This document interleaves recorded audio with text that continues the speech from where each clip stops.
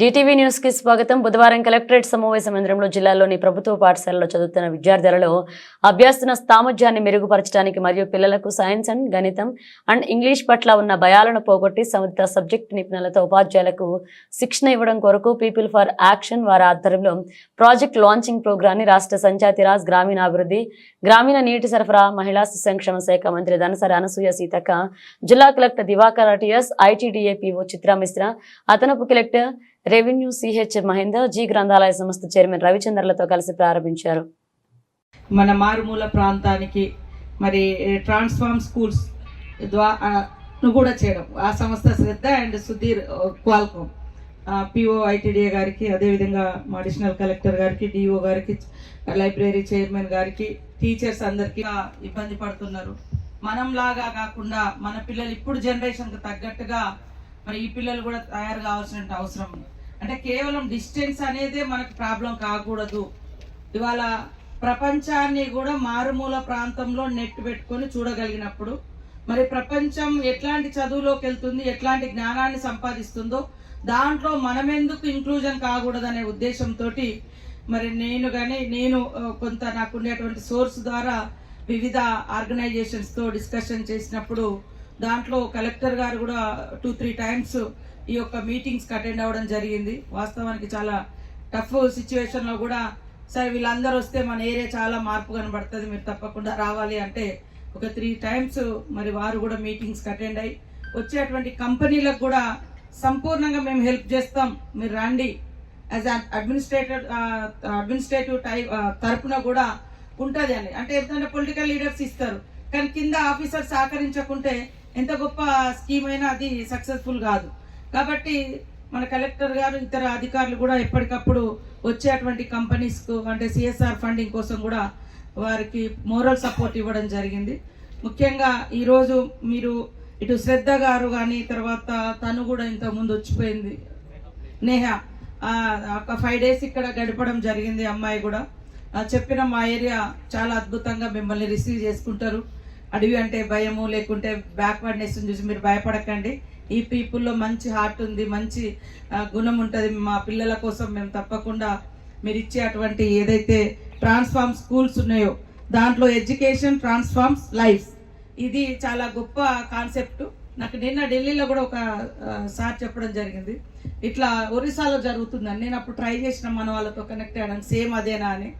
So ఇప్పుడు ఒరిస్సాలో కానీ అటు వేరే రాష్ట్రాల్లో కూడా ఇదే ఉందని ఆయన నిన్న చెప్పి నాకు నిన్న ఈవినింగ్ టైంలో. సో ఈరోజు ఇంకా నాకు అది ఇది ఒకటే అంటే ఖచ్చితంగా మార్పు అనేది ఉంటుంది అనేది అర్థమవుతుంది. మన టీచర్స్ అందరికీ ఒకటే విజ్ఞప్తి, విద్య అన్ని దానాల్లో కంటే విద్యాదానం గొప్పది. మీరందరూ గవర్నమెంట్ టీచర్సే చాలామంది ఉన్నారు, దాంట్లో ఒక 1 hour లేదా ఎక్స్ట్రా కొంచెం టైం పెడితే అద్భుతంగా మన పిల్లలు రాణించగలుగుతారు. అది ఒక లైఫ్ లాంగ్ మీరు ఈ ఇన్ని సంవత్సరాలు చెప్పిన దానికంటే అదనపు టైం పెట్టి మనము స్కూల్స్ను ట్రాన్స్ఫార్మ్ చేయడం, విద్యార్థుల యొక్క లైఫ్ను ఎంపవర్ చేయడం అనేది చాలా ఇంపార్టెంట్. అదే మనకు కనబడుతుంది. మనం ఏం జీతం తీసుకున్నాము లేదా మన పిల్లలు ఏం హ్యాపీగా ఉన్నారు, మన సొంత పిల్లలు ఏం హ్యాపీగా ఉన్నారు అనే దానికంటే మనం ఇచ్చిన విద్యాదానం ద్వారా మనం పెట్టినటువంటి టైం ద్వారా ఎంత అద్భుతంగా మనం తీసుకురాగలిగినాము అనేది ఇదొక్కటి మాత్రం దయచేసి మీరందరూ హెల్ప్ చేయండి. మన వెనుకబడ్డ ప్రాంతాలలో అద్భుతంగా రాణించగలిగేటువంటి శక్తి సామర్థ్యాలు జ్ఞానం ఉన్నటువంటి పిల్లలు ఉన్నారు. వారిని మరి ఈ దేశానికి అందించాలంటే ఆ దేశం మళ్ళీ మనకు తిరిగి ఇస్తుంది. ఖచ్చితంగా సమాజానికి మనం ఏమి ఇస్తామో ఆ సమాజం నుంచి కూడా మనకు అదే వస్తుంది. ఇందాక మేము సైన్స్ ఫేర్కి వెళ్ళినప్పుడు మన ప్రాంతంలో ఉన్న పిల్లలు ఏం తయారు చేశారంటే, వరదలు వస్తే ఏం చేయాలి, వరదలు వస్తే సౌండ్ ముందే ఎట్లా అలారం మోగుతుంది, కొండాయి గుర్తు పెట్టుకున్నారు వాళ్ళు, వరదలు గోదావరి వరదలు గుర్తు పెట్టుకున్నారు. అవన్నీ రిఫ్లెక్ట్ అయ్యేటట్టుగానే వాళ్ళు తయారు చేశారు. ఇప్పుడు మేము అడిగిపోతే దాంట్లో మరి ఒకరిద్దరు కూడా నేషనల్ వైడ్గా కూడా రేపు నేషనల్ కాంపిటీషన్లో కూడా పార్టిసిపేట్ అవుతున్నారు.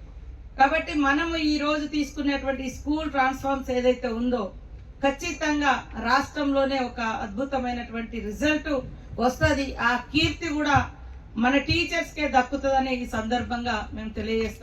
ఈ మిగతా ఇట్లా మన కోల్కమ్ లాగా ఇంకా రేపు కొన్ని ఎంఓయూలు ఉన్నాయి మన సిఎస్ఆర్ ఫండ్ కోసం. 3 రోజుల నుంచి పాపం వాళ్ళు మీటింగ్ పెట్టుకున్నారు, నేను అందుబాటులో లేకున్నా రేపు కూడా వాళ్ళ మీటింగ్కు మేము అటెండ్ అయ్యి మరి ఒక 20 కంపెనీలతోటి ఒప్పందం చేస్తాము.